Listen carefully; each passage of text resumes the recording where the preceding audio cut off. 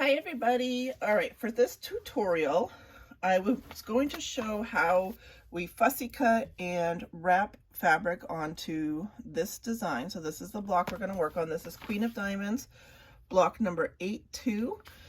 If you're interested in doing Queen of Diamonds, you would purchase the pattern. They do have a quilt kit. I don't know if there's still some available on Pink Fabrics, or of course you could use your own fabrics if you wanted to. And you also need the paper kit. So the pattern does not actually tell you the sizes of the papers, so you do need the paper kit from Paper Pieces in order to do this quilt, which I think is actually a lot easier. Some people were annoyed by that in the beginning, but that the pattern didn't actually include papers that you could cut out. But there's a lot of different sizes, there's a lot of papers, so it's nice to just buy the kit and be done with it. It's not that expensive either, so definitely want to do that. So you need those two pieces in order to do the quilt, but we're going to work on block 8-2 as far as fussy cutting and wrapping our fabric. So the first step is always to choose which templates you need. So I need 3 of letter A and 1 of letter X. So we just go, I just kept everything right in their own baggies. They came labeled already. So we just kind of poke through here. Let's pull everything out. And we're looking for A or X. A or X. There's not really a good rhyme or reason for me. Probably be good. Probably do like a binder or something and have them sorted a little bit better than what I have here, but that's fine. All right, so here's X. So I just need 1 of these. So we're gonna open this up and take it out. All right, so we got 1X. All right. Now I'm looking for A, which should be a little triangle. Of course, it's always the last one to pull out. Did I already pull it out? So I don't see triangles. Oh, I think this might be it. Here's A. All right, A. Cool. And we're going to pull out 3 of these. And I do keep my papers when I pull them out of the diamonds, so eventually they do come back out of the diamonds. So I do keep my papers. But when I'm making a fresh block for this first quilt that I'm making, I try to use papers that haven't been used before, just so they're nice, fresh, clean, and crisp. But if I should remake this quilt, it's easy enough to reuse these papers. They really are not damaged at all when you're doing the fabrics, and I do glue basting. They really don't damage the fabric when I pull them out or anything. So that's another reason, you know, you can buy these. You could probably make 2, 3, 4 quilts out of the same paper, so they're reusable, which is awesome. Okay, so we'll put everything back in there, and we'll move on to our next step. Okay, so our next step is to pull the fabric. So we need that giraffe fabric and then the stripes. When I got my fabrics in, which I did show in another video, I sorted my fabrics by block. This giraffe fabric happens to be used twice, so it's used in the first block and this middle block. So these are all the fabrics for the first block, so we'll just set that off to the side, and then we have our stripes. So those are the 2 that I need right now. The rest of the fabrics can just be set aside. All right, so we have those pulled. So next is to put the patterns onto the backs of the fabrics and cut them out. So I glue base, so I have my Sewline glue pen with refills that you can buy, and then I hand cut all my pieces. I don't use acrylic templates at all. I find I can do it just as easily hand cutting the seams. As long as you're English paper piecing the entire top, the seams, how thick they are not such a big concern. If you were to do like the original pattern says, where you would machine sew part of it, then you would want your seam allowances to be a little more precise, at least on the edges where you're going to machine sew, so that you have that true 3/8 of an inch, so that everything lines up when you go to machine sew. But I am not machine sewing any part of this. You can see in my other videos how I'm doing the sashing with English paper piecing as well. So the seam allowance is really not that big a deal. The only thing is you don't want it too bulky, because you have to quilt this in the end, and you don't want them too thin because you don't want that to fray. They do have more of a tendency to fray with English paper piecing, because obviously you're doing a lot of bias edges and stuff because you're not paying attention to the grain of the fabric or anything when we're putting paper down. So a little bit on the thicker side, about that 3/8 inch is what you want, and I'm pretty good at eyeballing that. So I use scissors for all of mine. And then the last piece we need is a light board. So we'll go ahead and get this all set up so that we can show you how we wrap our fabrics.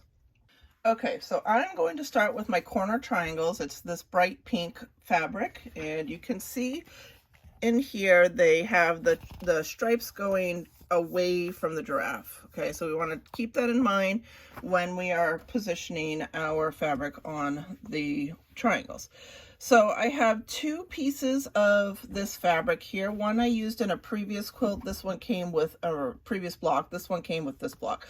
So I'm not going to cut into my new piece of fabric. There's no reason to. We'll keep using the piece that's already been used. So I'm just going to open this up to where I can use it. It does have a little crease in it, so I kind of like, I don't really iron my fabric, so I kind of just hand uncrease this, if that makes sense, just so that it really doesn't matter if that crease is there when you're attaching, because once you pull everything taut with the glue, it's really not going to show.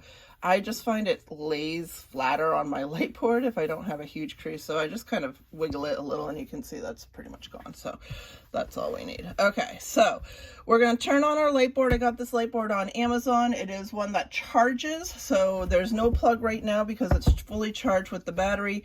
You could take it anywhere. I really love it. So this is what I use instead of acrylic templates. So if you didn't have a light board, you might want those acrylic templates, only because then you can kind of draw and cut out with your rotary cutter. I prefer the light board so much more, and it's reusable for many projects rather than just the one project that you get out of the acrylic templates. So next we have my marker, my glue pen, and you can kind of see, so you saw that I turned on the light, so now we can see the fabric. I have it right side down, so this is the right side of the fabric. I have that right side down, and what I'm going to do is place, I'm going to do it this way. So remember, we want the stripes going towards one of the peaks, because that's going to be the peak that goes away from the triangle. So we're going to try and have them all where the peak is centered on two stripes, I guess, is what I'm going to do. So rather than having a stripe go through the center of the peak, we're going to have the peak go through two stripes. If you can kind of see that, the peak of my triangle is right in between two stripes. And I'm just going to eyeball. I don't necessarily, I'm pretty good at getting pretty dang precise, even on repeated ones. So that's just what I do. But if you want to draw a marker, like you could take a pen and you could draw lines on your template or something so that you can repeat it. I would use a Sharpie, and then you can just lay. So what I do is you lay this one on top on the light board, and then you can draw the same Sharpie lines on the next piece. I don't do any of that. I just eyeball it because that's how I roll. I used to be a graphic designer, so I have a pretty good eye. All right, so what I do is I glue my piece down to my paper so it does not shift at all. So that's kind of a problem with fussy cutting, is shifting papers. We don't want shifty papers. So I glue them down so that they do not move, and I get a really precise, exactly where I wanted it piece. So you can see now that it's glued, it's not going anywhere. And so we're just going to repeat that for all three of my pieces. So we're just going to glue and stick. And so I put them close enough so that I have my seam allowance. When I cut these apart, I'll have my seam allowance, and I'm not wasting too much fabric. So again, just making sure my point is in between two stripes. Push it down and we're good to go. I don't know if this one's completely straight. Okay. And then our last one, so a little dot of glue, and hopefully I have enough room. I do. We'll push it back a little bit. It's not like I'm saving fabric here. And all right, so we got all three down. So again, I used that piece of fabric I had from another block. I did not even touch the fabric that came with this block. It comes with so much fabric. Look, this is all I need in this whole month, and I still have so much left from the previous month and that whole piece. So definitely make sure you're reusing your fabrics like that. But these are all pressed down, ready to go. So because they're glued, they're not going to move. So I will show you how I cut them out next. Okay, so next we're going to cut them out. So like I said, I hand cut all my pieces. I don't use the acrylic templates. You just want to bear in mind that you want to leave a nice generous 3/8 seam allowance. So I'll try to do this. Let's see, maybe I can put the camera down. Try to make it comfortable for me to cut in. You can see what I'm doing. So because they're glued, I really don't have to worry about movement too much. So we're just going to come in here. I'm going to cut that 3/8 there.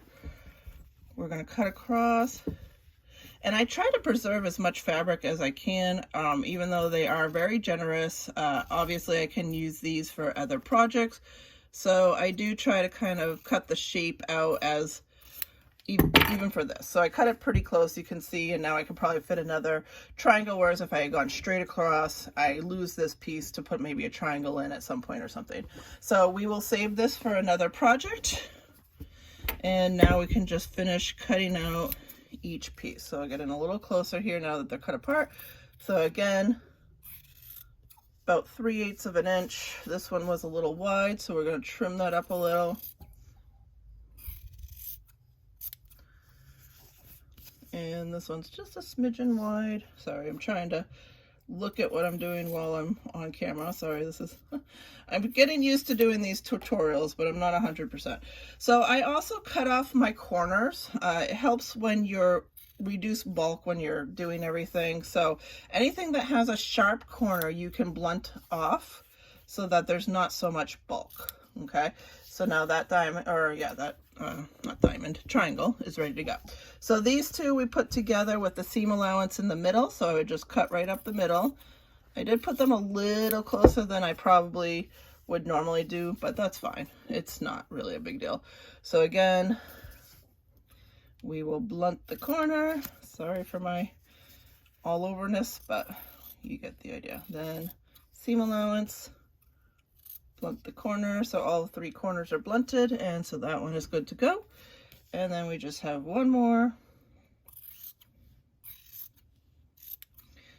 So blunt the corner, blunt the corner, and that is ready to go. Okay, now I do keep my scraps. I know it's crazy, but I am working with 1/4 inch hexes. They are so tiny, so even teeny tiny little scraps like this, I do keep, so I can work with that. Everything else, all these little tiny pieces down here, I do get rid of. I don't have any use for them. I know some people use them to fill dog beds or pin cushions or anything like that. I don't personally do that, so I just get rid of the really teeny tiny pieces. But these ones I do keep for my 1/4 inch hexes. Okay, so our triangles are done. So next up, and we'll set those over here, is going to be to do my giraffe. Okay, so we have our giraffe fabric next. So I just take a peek at the original design. So we have the giraffe looking straight forward. He's got a little like moon or something over his head. So let's look for that piece. There's actually one right here, but I'm not going to use that one because I do want to use one that's close to the edge. So I want to try not to cut up this fabric too much so that I can reuse these beautiful giraffes as much as possible. So it looks like I do actually have one right on the edge there, so that's perfect. So we're going to put that face down, and we're going to see if that one will actually work. Sometimes if they're too close to the edge, it actually doesn't work because I won't be able to fit, yeah, see, I won't be able to fit my template. See how it hangs off? I won't have any, so that's not a good one. So we're not going to use that one. All right, so next we go on the hunt. So now I have one down here at the bottom. So you can see this is the guy. It's still pretty close to the edge. I mean, this is just what happens when you fussy cut. You're gonna have to go into the fabric a little bit. We try to do as little of that as possible, but it happens. So we're gonna turn on our light board so that we can see through our template and we can see our giraffe. And again, I just eyeball it. That's all I do. So I just look at what they got in there. They got these feathers pretty much all the way in, the moon in, and I want it situated like this. So the top of the head is flat here, and all I do is I put my glue on the back of my template. I do a good amount on this one because I don't want it to shift at all. And it looks like they cut off the moon a little in lieu of getting more of the giraffe head in. And once I have it exactly where I want it, then I just press it down, and again, it's now stuck, so I don't have to worry about it coming undone. So now we will just cut this puppy out, and I'll just leave it right on my light board this time. So again, I try to cut with as little waste as possible, so we'll come right in here and trim this out. I just find not using the acrylic templates really saves me quite a bit of money. I did buy them originally because I haven't done English paper piecing in probably 15 years, and they didn't really, I mean, maybe they had acrylic templates then, but it wasn't something I had ever worked with, and so I was like, well, I'll buy the whole kit, everything, try it all out, and I just found I sold the kit. I literally didn't use it once. I just find hand cutting them is just as easy, you know, and it saves you a lot of money. You don't have to buy those acrylics every single time, so why not? It's easy enough if you have a steady cutting hand. Don't need a rotary cutter. It's much more portable. I can actually, you know, fill my templates on the road. I don't have to have a mat and a rotary cutter and all that, you know what I mean? All right, so our giraffe is cut out. Oh my God, he's so cute. All right, so everything is cut out. So next we'll show you how we glue baste it. Okay, so now we're going to glue baste. So on this hexagon, there's really not a lot of thought in how you glue baste this. There's no pointed edges going out at all. So I just start at one side. I put a little bit on the fabric, a little bit on the paper. I try not to get too close to any of the edges so my needle doesn't get gummed up when I'm doing it. And I just fold it over and then just keep going around.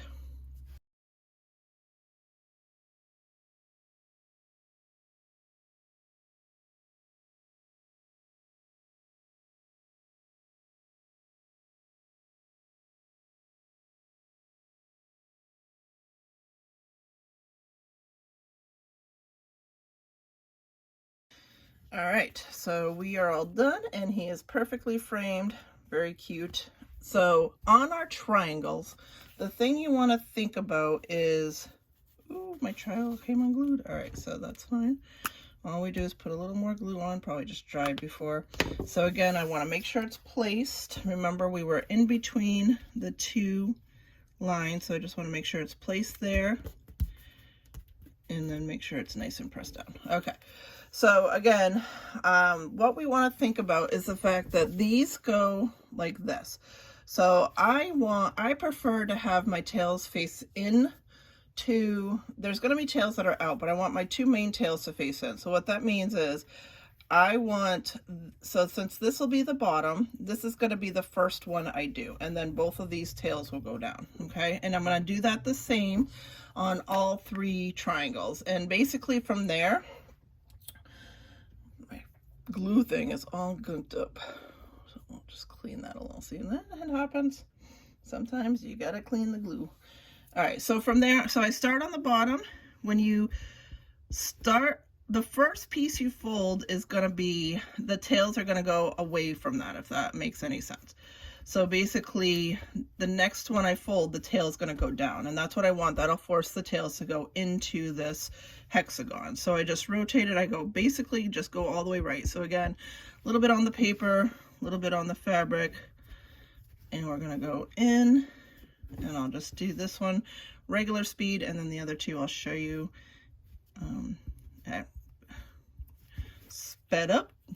So just keep rotating right, and you'll get your tails. So this one had like a smaller seam, but see, that doesn't really matter.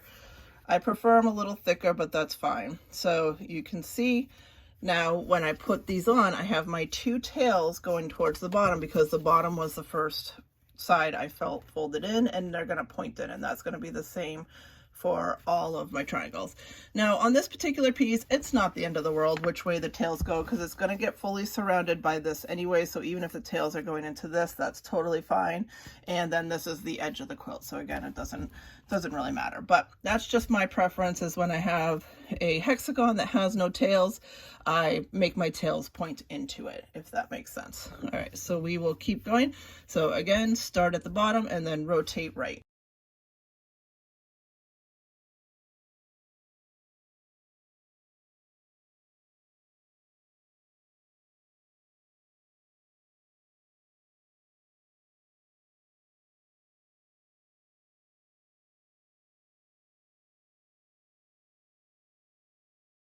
Okay, so now all 3 of these are done. So the biggest thing with basting is you want to kind of all go in the same direction. So like I was saying, when I have it down, I do bottom first, then right, then rotate right. So just keep doing it all the same direction. It's not as big a deal on this block, but when you're doing the bigger diamond, it's nice to have your tails all going the same way so that you can have some predictability on where those tails will land. Okay, so we are all set now. This block is ready to be stitched. It's an easy enough one to stitch. You just stitch each of these triangles right onto the corners and you are good to go.